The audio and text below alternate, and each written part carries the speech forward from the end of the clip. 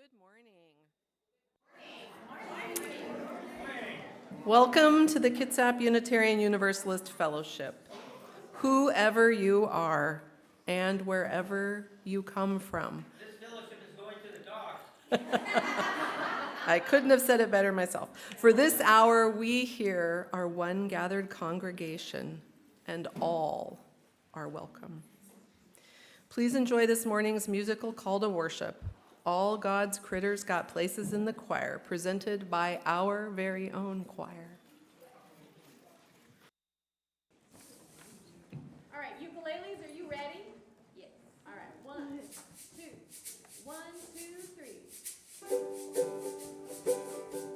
All right, now these words are going to go by pretty fast. So we're going to ask you to sing along, but only at the end. Wait until I say everybody. Sound good? All right. Choir, are you ready? Ready. All right.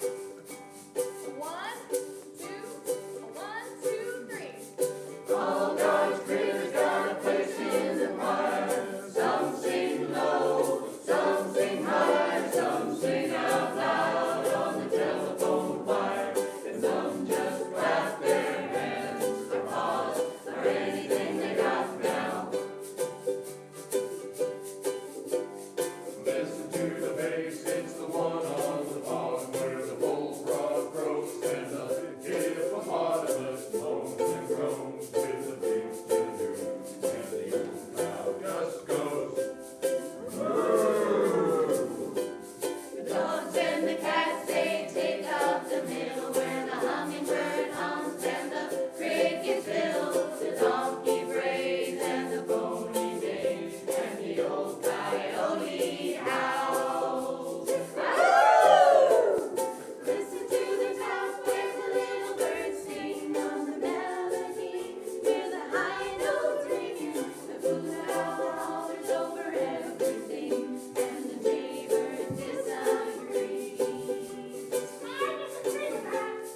All God's critters got a place in the choir. Some sing low, some sing higher, some sing out loud on the telephone wire, and some just clap their hands or pause or anything they got now. It's a simple song, a living song everywhere, by the Alps and the Fox and the grizzly bear, the grumpy alligator and the hawk above, the sly raccoon and the turtle dove. Everybody. All God's critters got a place in the choir. Some sing low, some sing higher, some sing out loud on the telephone wire, and some just clap their hands or pause or anything they got now. It's time to clap your hands or anything you got now. Pause or anything you got now. Right now.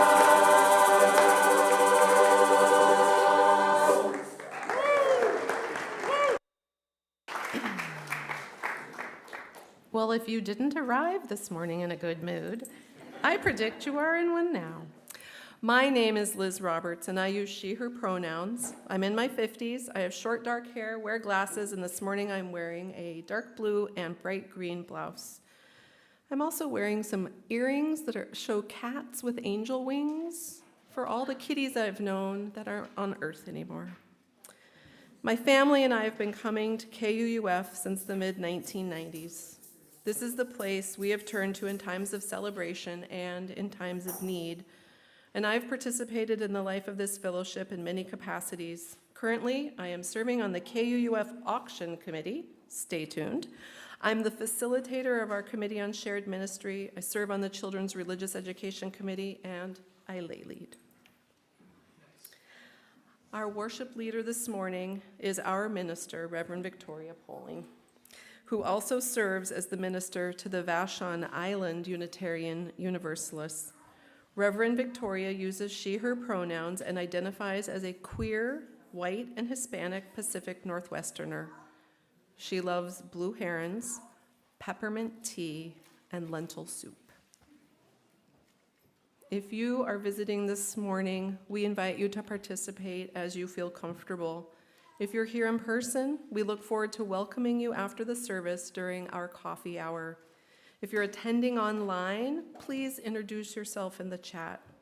For those of you here in the sanctuary, remember, we regularly have 15 to 30 people attending online, so our community is much larger than those assembled here. But either way, in person or online, we are so glad you're here this morning. If you're here in the sanctuary, please silence all of your non-essential electronic devices. And we have two special announcements this morning. The first is from our auction committee. The 2024 KUUF online auction catalog is now open and ready for you to enter your donations. Remember, it is definitely okay to enter multiple items. Multiple items.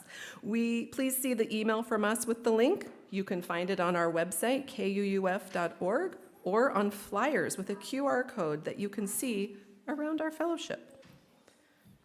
Announcement number 2. The Adult Education Committee will be taking a field trip to the Bainbridge Labyrinth on Saturday, October 19th. Anyone who is interested in attending or carpooling can contact members of the committee, Jill Claridge, Rowan Braybrook, Lane Daniel, or Marty Bishop. Additional announcements can be found in our weekly email newsletter, The Candle. Let's take a breath together. We acknowledge that this land on which we gather is the Aboriginal territory of the Suquamish people, expert fishermen, canoe builders, and basket weavers. The Suquamish live in harmony with the lands and waterways along Washington's central Salish Sea, as they have for thousands of years. Here, the Suquamish live and protect the land and waters of their ancestors for future generations, as promised by the Point Elliott Treaty of 1855.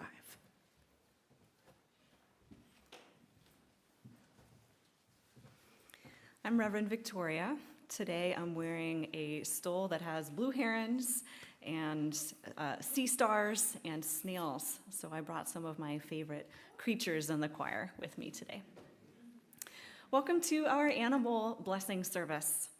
Once a year, we take a moment with the ceremony to give thanks and bless our companions in life, our cats and dogs and birds and chickens and guinea pigs and turtles and fish and so many more. Who brought their companion or a photo of a companion today? All right. And who brought one in your heart with you today? And those of you online, I bet some of you have your companions with you right now. This ceremony acknowledges that our lives are made more rich and full by the creatures that inhabit the earth with us, and not just those that live with us. Animal blessings originate actually out of the Roman Catholic tradition, where October 4 is the feast day of St. Francis of Assisi, who is known for having had a special connection to animals. But many UU congregations have adopted this practice and made it our own unique UU type of blessing.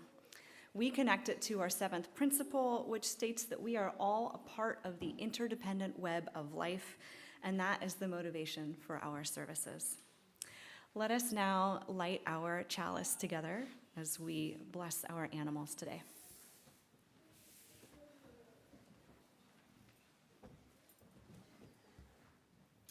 I'd like to welcome Jenny Sujimoto to come forward and light our chalice. Jenny has been a member of KUUF for over 35 years and currently serves on the Ways and Means Committee and our Committee on Shared Ministry. Join me now in lighting our chalice. If you're at home and have your own chalice or candle, please light it as I read our chalice lighting words. All animals are our relatives, by Florence Kaplow.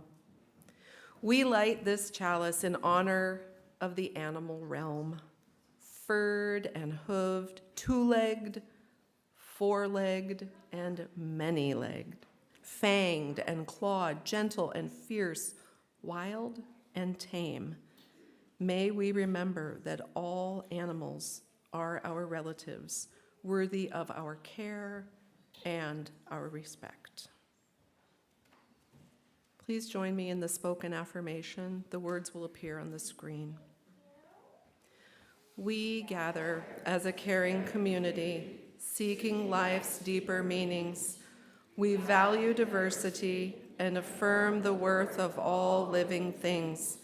We strive to speak truth in love, to act for justice, to grow in spirit, and to care for the earth.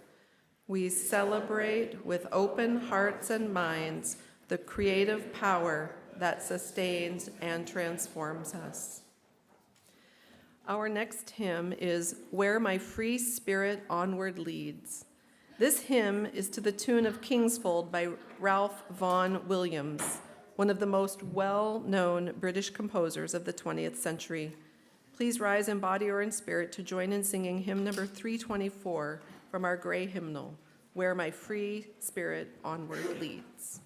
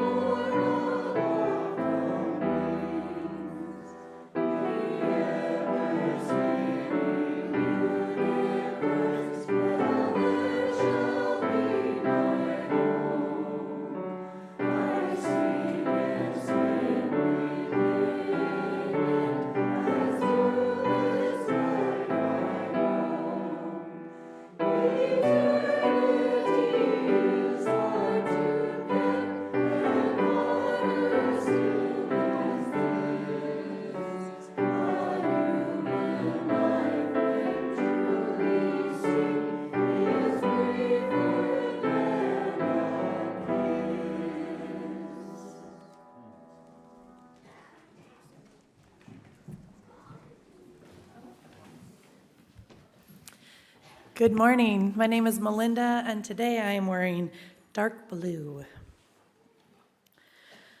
This month, we're exploring the practice of deep listening. Now, you might be wondering what deep listening is or how it's different from regular listening.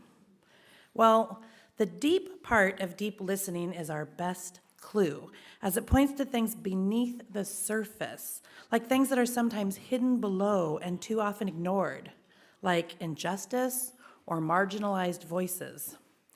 Deep also points to what is deep inside and hard to see, like a heart that's broken or a heart that's hopeful. Today in RE, that's exactly what the children are going to be focusing on, connecting with that heart wisdom within. So with that in mind, I want to share a wisdom tale called Listening to Your Heart. Once upon a time, there was a fruits vendor. The fruit vendor wanted to attract new customers to his cart, so he decided to put up a board near his cart that said, "Fresh fruit sold here." One day, a man came up to him and said, "We have seen you selling fruits, and most of the time it's fresh. So why have you put up a board saying fresh? Why do you require this advertisement? You should rub off the word fresh from the board." The vendor did so, leaving words "sold here" on the board. After some time, a woman came up and said, "Arbai," that's a Hindi term that means "hey, brother. We know you are selling fruits and not vegetables, so why have the word fruits in your board? Please wipe off the word fruit." And guess what? The vendor complied. And left on the board were only 2 words now: "sold here." After some time, an elderly person approached him and said, "If you are sitting in the market, are you giving fruits for free? Take off that word "sold" from the board." The vendor did so, and the whiteboard only had 1 word left: "here." A child soon passed and said to the teasing the vendor, said, "Everyone in the world knows you are sitting here and not there. Why have the word "here" put up on the board?" The fruit vendor erased the last word from the board. The board was now clean and empty. Another person then came up and said, "Only a silly man would keep such a nice empty board. Why don't you write something on that board to advertise your fruits or a special of the day?" The end. So why did I choose to tell this story this morning, and what does it have to do with deep listening, you might be asking? Everybody around us has an opinion to share. Everybody has a suggestion to offer, and most often they are offered with the best intentions. But if we only listen to what everybody else thinks is best, we slowly lose the ability to hear what we think is best. And we become like that sign in the story, an empty thing that others can write on. This is why it's so important to be able to listen to our own wisdom inside, right beside the outside wisdom offered by others. Some people call that inner wisdom God, while others call it your heart, or your conscience, or Jiminy Cricket, or your gut, or your inner voice. At the end of the day, the name is not really the most important. The most important thing is that we listen to it. So in the week and days ahead, may all of us, kids and adults alike, be mindful of our wisdom within, and remember that being able to listen to our own wisdom inner voice is the thing that keeps us from being swept up and lost in the loud and swirling voices of others.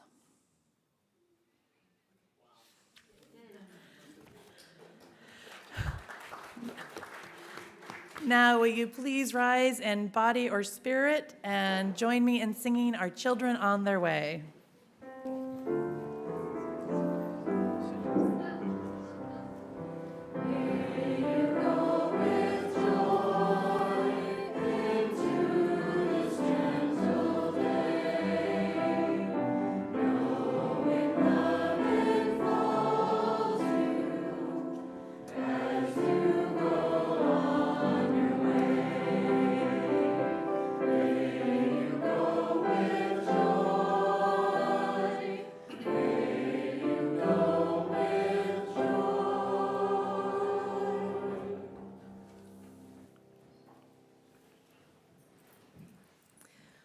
We gather as a religious community to give each one of us a place where we can do the work of many. Together, our light is much brighter than a solitary flame. Now is the time in our service when we share in the sacred act of giving, an expression of gratitude transformed into generosity that breathes life into our mission. As part of our mission that inspires us to act on our beliefs, we share our weekly offering with a local nonprofit agency providing services within our larger community. Our charitable giving recipient for the month of October is the Rejuvenation Community Day Center, a facility right here in Bremerton. Actually, it's at the corner of Sheridan and Wheaton Way, that provides resources for anyone surviving homelessness or poverty. Resources include helping people apply for rental assistance, housing, disability, and SNAP EBT benefits, as well as an on-site Department of Social and Health Services representative. In a moment, our ushers will move among us with baskets to collect the offering. Donations placed in the basket will go to the Rejuvenation Community Day Center. If you would like your offering to be used for KUUF, please use one of the envelopes provided to you with your order of service when you came into the sanctuary. For those of you joining us online, you may go to our website, kuuf.org, and select the Giving tab for PayPal and mailing information. If this is your first time at KUUF, please feel free to let the basket pass you by. Your presence is your gift. Let there be an offering to strengthen and sustain our beloved community, which is sacred to us. Let us enjoy a gift of music from our choir as they sing Creature Praise by David Matthews, arranged by Mike Menifee.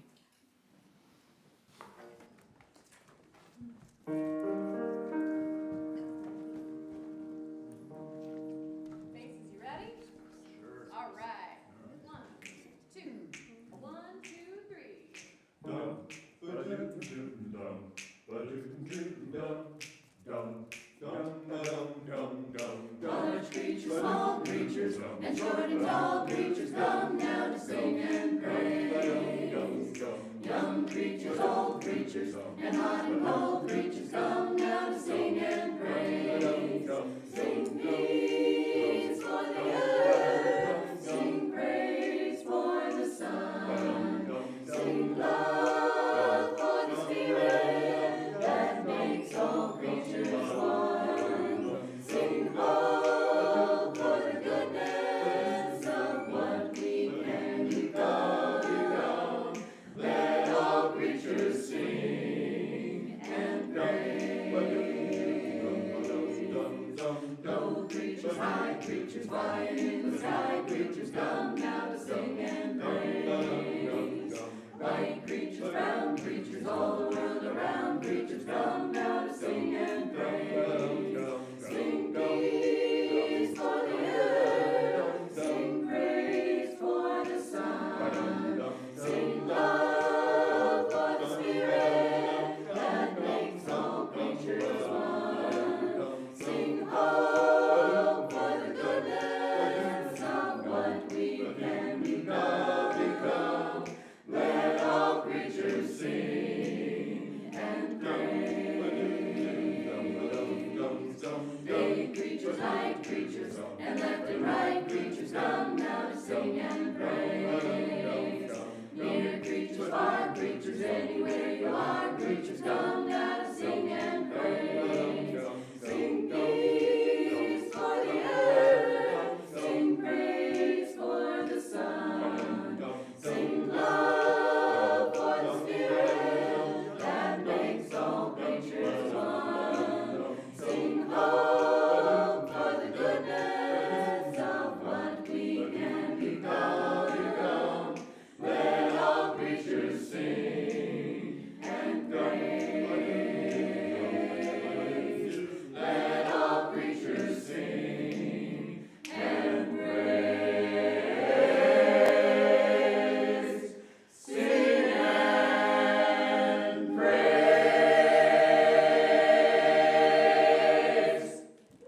Wow. Wow. Now is the time in our service when we share our joys and sorrows. When we share our joy, it is amplified, and when we share our sorrow, it is halved. Catherine Woods has a joy today that her sister-in-law's brain surgery to remove 6 tumors went smoothly, and hopes for good news from pathology this week. Bones Barone has a joy that my father, Marty Crutcher, has been memorialized along with other prominent African-American Bremertonians with a mural on the side of the 4th and Washington building downtown near the Roxy Theater. Go check it out. This is to commemorate his lifetime of social justice work for Black Bremertonians, and I'm very proud of him. Dominic has a sorrow that Celine Patterson has been ill for the past couple of weeks with pneumonia.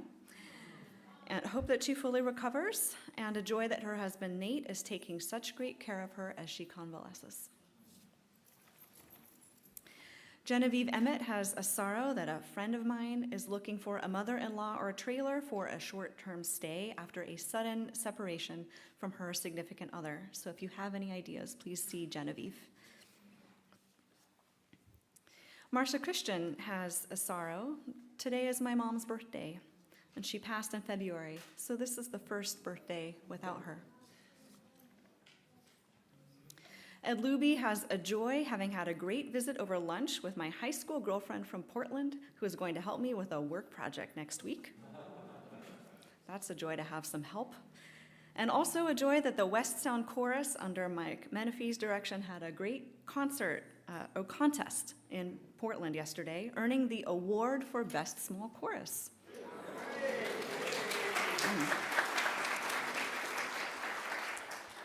Bonner Sam's has a joy on Monday, October 1st. Z celebrated 20 years clean and serene from all drugs and alcohol, including nicotine. Eternally grateful for the 12 steps of NA, which prodded him to first attend KUUF 14 plus years ago. As ever, more good. And also a joy that an event from last year's auction took place at Blueberry Park. Take note. The Mad Hatter's Tea Party and the 2024 championship round of Mondo Croquet were played, with Robin Braybrook, Christopher Browning, Nathan Emmett, Jackson Peterson, and Bonner playing well, but Genevieve Emmett taking home the prize as the new champion. And there's a note here, Mondo Croquet is like regular croquet, but played with bowling balls and sledgehammers, and zombies come into play. Ask anyone involved for details, and this is an advertisement. This will be in the auction again this year. Today we also offer a special candle lighting for our animal companions who are no longer with us. I invite you to speak their names out loud into the room as Catherine lights a candle. Zero. Sylvester.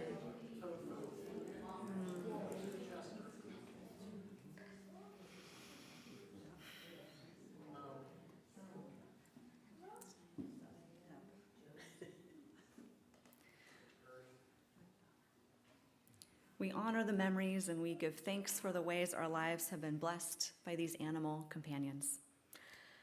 Let us light a final candle for those joys and sorrows that are still too tender to share, that we carry within our hearts. Blessed be. Please remain seated as we sing our congregational response, hymn number 123, Spirit of Life.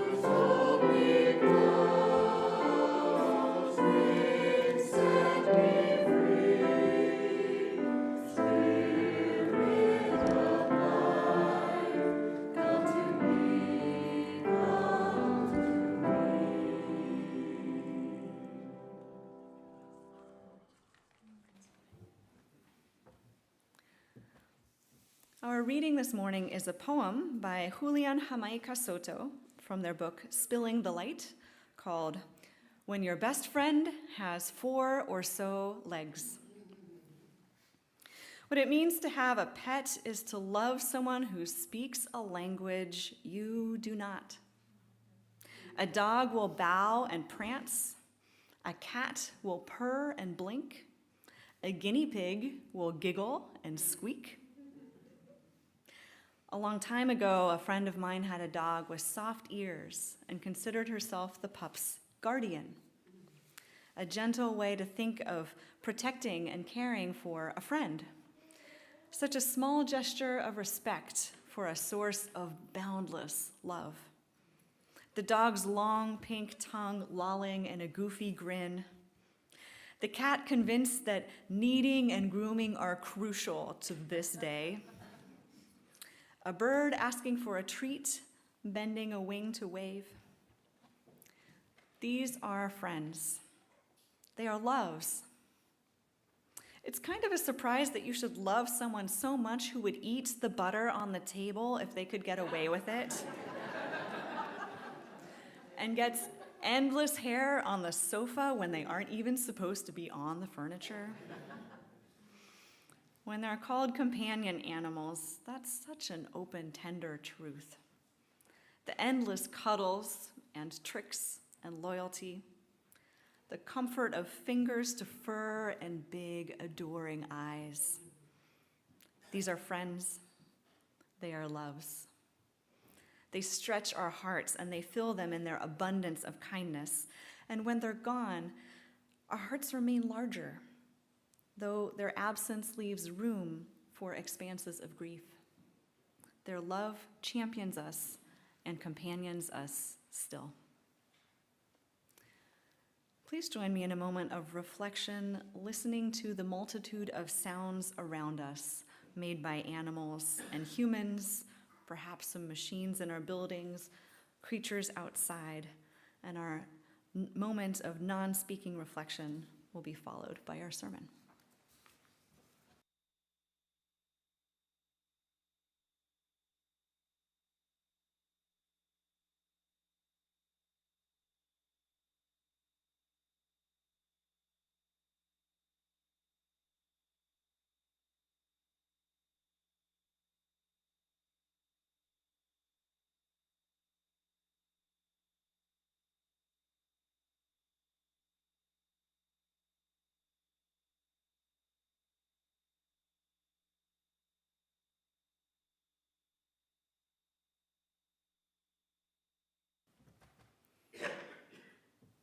Amen. Our theme this month is deep listening. It's rare that we can get quiet enough to just hear the clinking of dog tags, or a little bit of a rattle from a small child, or a rustle of fur and feathers.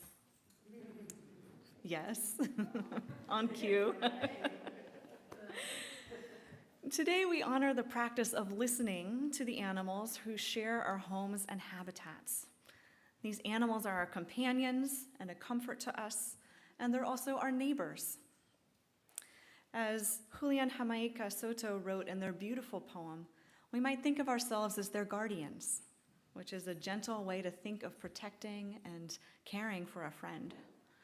And like friends, the love we give and the love we receive from them stretches our hearts.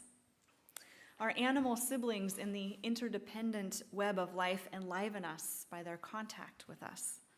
And they challenge us to listen and learn how to not only be their guardians, but to live sustainably on our planet. By listening deeper, we learn a little bit about the cycle of life and what it is to be human on this earth. And those of you who have animals in your homes know that disciplined listening to animals is a practice and a kind of hearing that involves more than your ears. To hear their needs and wants, we have to listen beyond words, to observe carefully, to pay attention to their behavior, to their movements. When they look up, what does it mean? When they hide away, what does it mean? What sounds are they making, and what does it mean? And as you become attuned to your animal's voice and movement, you learn how to care for them, and you learn how to play with them, and how to protect their vulnerability, and also how to protect yourselves. You become able to pick out your voice, their voice, above the background noise. Like those of you with dogs probably can hear your dog above all the other dogs at the dog park, right? Today I'm remembering an animal friend of mine, a cat named Sylvester, who, like the cartoon cat, was black and white. And he was the largest cat in a 50-mile radius, according to the internet shelter search. He was an extra large. Sylvester held a place in my heart and my home with my partner during the pandemic, when the laughter and voices of friends and neighbors were missing. And though I was his guardian, putting out the food and the water and brushing him and cleaning the litter box, it was also true in this time that he was a guardian of me, comforting me and stretching my heart open during the lonely times. And the moment I would set my hand on his fur, he would instantly start purring. Who here has had an animal friend comfort you in hard times? Oh, a lot of you. Yeah. My sibling Sylvester died earlier this year, and I resonate with the poet who says, "When they're gone, our hearts remain large." And those of you who've had pets who've passed away may have found this to be true for you as well, that your heart is larger and you feel tenderness towards other pets and towards working animals and towards wild creatures who share your neighborhood, whether it's squirrels and crows or chickens, cows, and horses, or the deer who eat your landscaping. Bless them.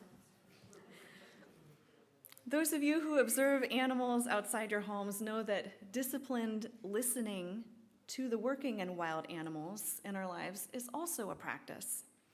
And for millennia, the world's religions and indigenous practices have taught us to respect these animals, which again involves a kind of hearing with more than our ears, observing their needs, their behaviors, their expressions. Lutfia Suleiman notes that in Islam, all living beings are worthy of consideration and respect. The Quran contains many examples and directives about how Muslims should treat animals, and that animals are considered sacred to their creator, who made them to form communities.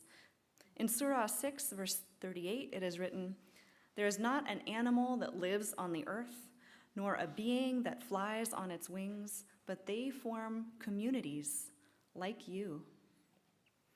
I saw how this is true when I went to visit a salmon community last weekend. In our home of the Salish Sea, the salmon are returning right now to their natal streams.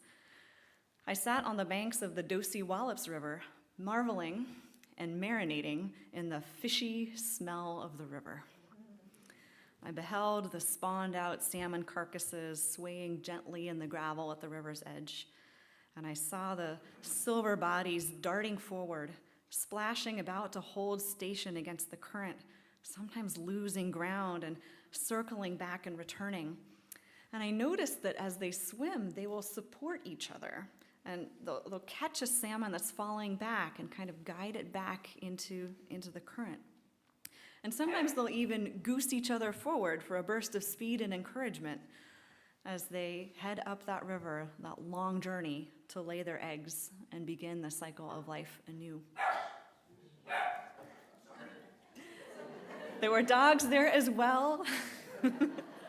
And a community of seagulls arrived, waiting to feed on the salmon bodies, leaving the bones and the fins to disintegrate and add nutrients to the water and to the riverbed, which will nourish the baby salmon. Nothing goes to waste in this cycle. And to me, as I watched and listened and attended, this reminded me of what respect for the interdependent web looks like, that all beings are important and nothing is wasted, and that we all return to this great cycle of life so that new life will begin again. So as we bless our animal companions today, let us recommit to respecting and valuing the other than human beings who live in our habitats and in whose habitats we live by practicing an ethic of place. And what do I mean by an ethic of place? Well, Matthew Klingley writes in his book, Emerald City, An Environmental History of Seattle, we must fully understand the notion of an ethic of place because at its core, this ethic links the necessity for social justice to the importance of protecting the environment. There are ethical obligations that flow from this recognition that encompass not only the people of a given place, but also the animals and the plants and the elemental forces that comprise the non-human nature around us. So as we bless our animal companions today, I'd like to invite us to recommit to getting involved in our town and our place as citizens to restore and amend the ways in which we live together here. For inspiration, I encourage you to go and watch and listen to the salmon as well. You can bring your dogs, just keep them out of the creek. From north to south, I have some suggestions for you even. There's Polsbo Park. You can see them at Clear Creek in Silverdale, at the Chico Salmon Park, or if you're down south at Donkey Creek in Gig Harbor. Let's remember that our animal companions and relationships with nature are vital to us, especially in this time, in this month, with the election approaching, presidential election. I have heard from many of you who are feeling some level of anxiety, concern, some apathy, some hopelessness. Connecting to animals is grounding, and connecting to nature is grounding. And the surest antidote that I know to anxiety and hopelessness is taking action locally, right here, right now, on behalf of the people and the places and the animals we love. So again, I have a practical suggestion. As I was reading the newspaper in Kingston the other day, and I learned that the updated draft of the Kitsap Comprehensive Plan is open for comment. And according to the Kingston Community News, it contains everything from accommodating growth to redevelopment, environmental concerns, and even climate change mitigation along our shorelines. So I invite you to practice some deep listening to your conscience and to take action and learn more about social and environmental justice practices here in this place, because it is grounding to be here and now and involved when things are playing out on a large national stage that are very much outside of our control. Taking action, I'll say it again, taking action locally on behalf of the people, places, and animals we love is the surest path I know to hope and to love. So let's practice deep listening this month and put their lives at the center of the choices we make to ground ourselves, to heal our community, so we can keep returning to that well of love that is at the center of our hearts and at our faith. Let's continue in this way on our path of becoming whole. May it be so. And now it is time to bless the animals who are here in the sanctuary. And there will be a blessing for those of you who are watching and for all the people afterwards. I'm going to invite people with animals to come up and, if at all possible, somewhat orderly, if we can walk out this way and come in this way and come forward. That would be great. And I'll ask the name of your companion and bless them. If you brought a photo to represent your animal friend, I will bless your photo. And if you have someone you'd like to remember who's passed, you can place their photo next to the chalice with the Joys and Sorrows candles. All right. Well, and after animals have been blessed, if you personally, as a human, would like a blessing, you are also welcome to come forward. So come on down.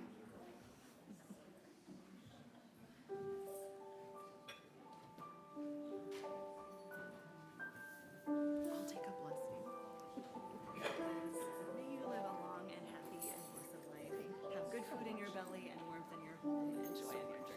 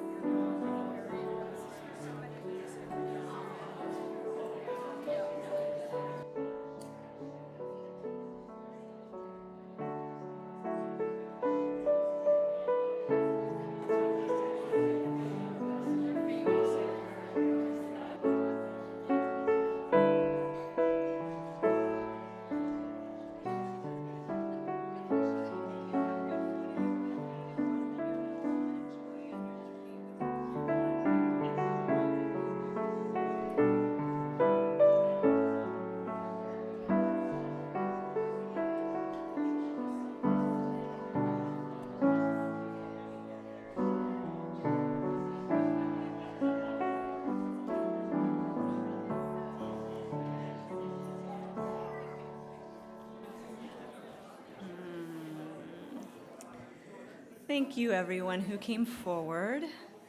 And now for everyone here and for everyone online, this is a blessing for all by Annie Forster. And our blessing of the animal ceremony was by Tracy Sprouse-Jenks. My furry, feathered, and scaled friends, I greet you. You come from the same life force of creation that I do, and I greet you as a sibling. My human companions, I greet you. You come from the same life force of creation as I do, and I greet you. May your days be filled with love and whatever else you may desire. May your tummy always be full, and may you always have a place to rest. May you have many days of love with your human friends and other animal friends. May you play together and work together in gentleness and respect for one another. My furry friends who are here, I say farewell. I'm happy to have met you. May your life be blessed.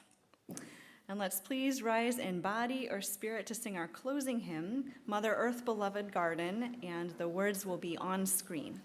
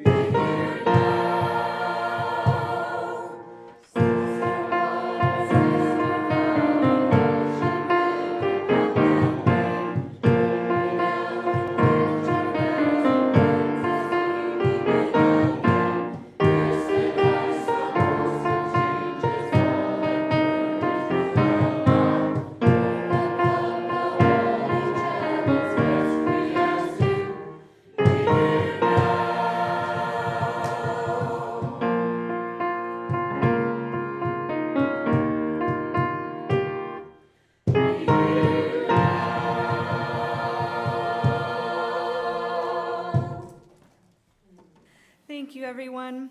If you're joining us for the Starting Point newcomer class today, please meet here in the sanctuary at noon.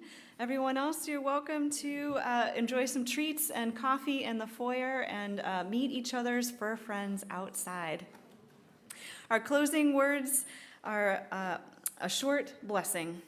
Gracious Creator, hear and bless thy beasts and singing birds, and guard with tenderness small things that have no words. Amen.